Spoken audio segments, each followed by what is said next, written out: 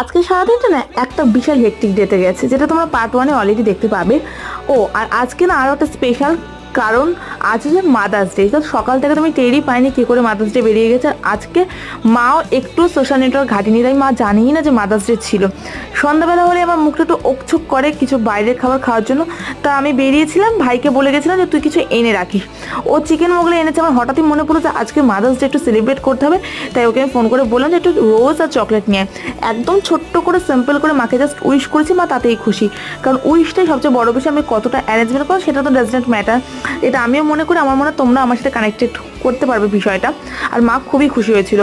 তারপর সন্ধ্যাবেলায় খেয়ে নিলাম চিকেন মোগলাই। আর আমার না এই নিয়ে আজকে সেকেন্ড টাইম রাত্রিবেলা পার্সেল আসলো। তো পার্সেলটা নিয়ে আসতে একটুখানি রাস্তা অবধি যাচ্ছি।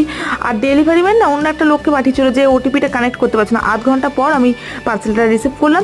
কেমন লাগলো এই শর্টসটা অবশ্যই জানিও। চ্যানেলটিকে সাবস্ক্রাইব করো।